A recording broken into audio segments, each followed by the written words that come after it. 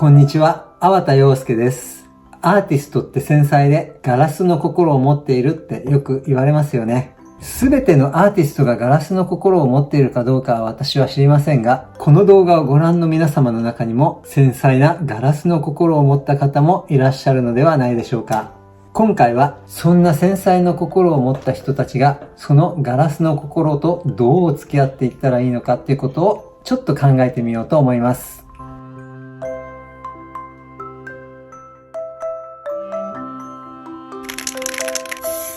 繊細でガラスの心を持った人っていうのは、人から言われた些細なことに傷ついたり、自分が誰かに言ったちょっとした一言がその人を傷つけたんじゃないかと思い悩んで眠れない夜を過ごしてしまうなんてこともよくあるんじゃないかと思います。そしてそんな繊細では生きづらいし、人間関係も難しい時があったりして、性格の悪い人からの標的になってしまうこともあるんじゃないかと思います。だから繊細な人の中には自分がガラスの心を持っているっていうことをなるべく隠して生きている人も結構いるのかもしれません。そして今お話ししたことは全て私自身の体験で、私も物心ついた時からガラスの心を持っていました。自分が人よりも傷つきやすいことに気づいたのはいつ頃のことか忘れてしまいましたが、こんなに弱くて情けない自分がとても恥ずかしかったです。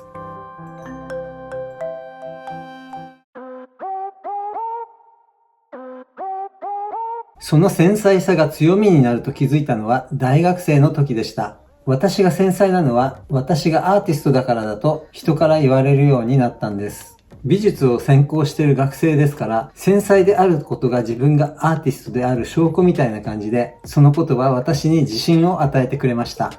それはその時の私が思っていたことで、繊細であるとか繊細でないっていうことでアーティストの良し悪しが決まるってわけじゃないんだと今の私は思っていますけどね。その頃から現在に至るまで私は創作活動をずっと続けてるんですが、それをしなかったら私はただの割れたガラスの破片になってしまうのかもしれません。でも今の私はそんなことは思ってなくて、ただ楽しいからアート作りをしているっていうだけです。話を過去の自分自身に戻しますが、アーティストだから繊細なんだとそのことに誇りを持ったところで生きづらさがなくなったわけではありませんでした。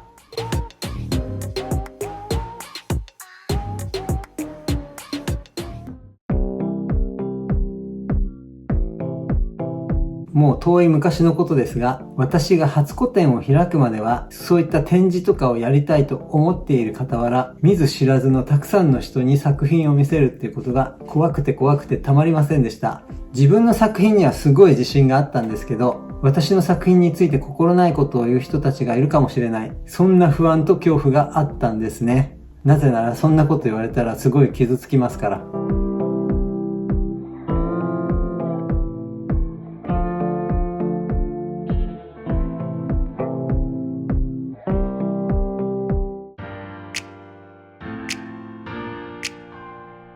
いろいろな不安がありましたが、今から21年前、初個展は大成功でした。その頃はアメリカのニューメキシコ州のすごい小さな町に住んでたんですけど、あの町にはたくさん知り合いがいたので、たくさんの人たちが見に来てくれました。ほんとすごいたくさんの人たちで、有名アーティストの個展か何かじゃないかって思うほど大反響だったんですよね。そして作品も大好評で、やる前はちょっと怖かったんだけど、やってしまえばなんてことはなかったわけですね。それは個展がうまくいったとしても、いかなかったとしても、何も恐れる必要なんてなかったんです。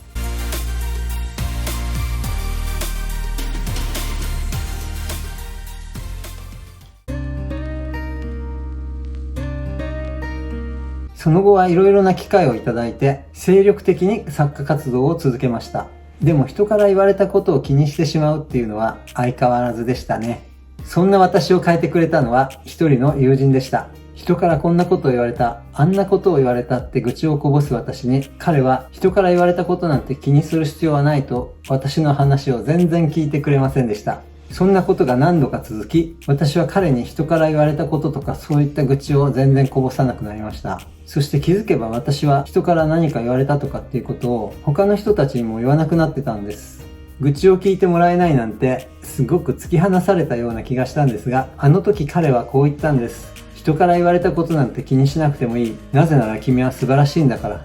アーティストである彼も人からいろいろなことを言われてきたんです。そしてその彼も多分ガラスの心を持った繊細な方なんじゃないかと私は思っています。あの時から私は人から言われたことなんか気にしてたらこんな活動はできないんだろうなと思うようになりました。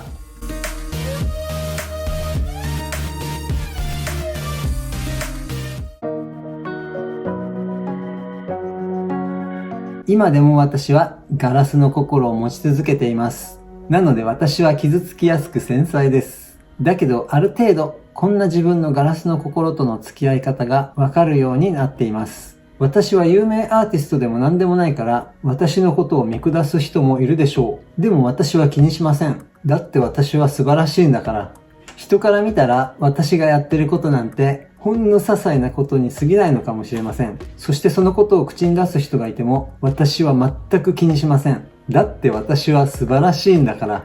そして私は日々成長しています。そしてその成長なんてほんの些細な一歩一歩なのかもしれません。でもその些細な一歩一歩を私は楽しんでいます。私は立派でもなければ偉大でもありません。でも私はそんな私自身が大好きです。私を含め繊細で傷つきやすい人は何かに挑戦することが怖くてたまらない時もあるかもしれません。ですがやっちまえばなんとかなるんです。人から言われたことだって気にする必要はありません。なぜならあなたは素晴らしいんです。でも人から言われたポジティブな褒め言葉に対しては私は大いに喜ぶことにしています。そうすればもうガラスの心を隠す必要なんてなくなるんです。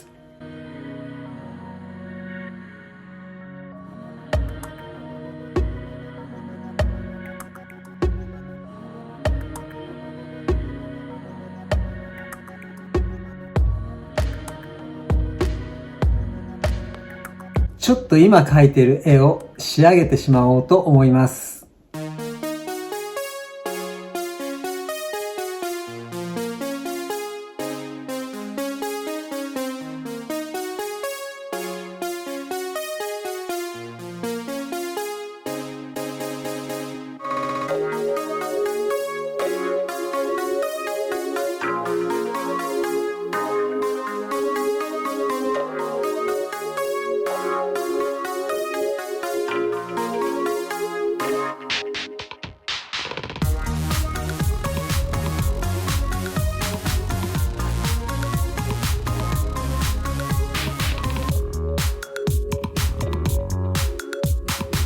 ちょっとこんな感じで絵が完成しました。この絵のタイトルはエマです。エマっていうのはうちの猫の名前です。この茶色い猫ですね。エマっていう名前は日本でも人気の名前みたいですけど、もともとはドイツの名前で意味は大きいとか宇宙とか全てを包容するとかっていう意味があるんだそうです。それで今年の5月の後半にまた個展をやるんですが、その個展のタイトルを宇宙っていう名前にしようと思っています。今来た子はエマではありません。確かにエマを見てると無限の愛で全てを包容したくなるような気分になります。そして今ここにいるこの子を見てても全てを包容したくなります。個展の方は会期が近くなったら告知をさせていただきたいと思います。興味がある方はぜひ遊びに来てください。というわけで今回はガラスの心とどう付き合うかというお話でした。なかなか難しいですよね。まあアーティストでも繊細な人も繊細じゃない人もいるかもしれないし、繊細か繊細じゃないかはあんまり問題じゃなくて、いろいろなテイストがあって素晴らしいんじゃないかと思います。そんなわけで今回の動画は以上です。この動画が良かったと思った方は、いいねやチャンネル登録、それから動画の感想などをコメントで教えていただけると嬉しいです。最後までご覧いただきありがとうございます。また次回お目にかかりましょう。さよなら。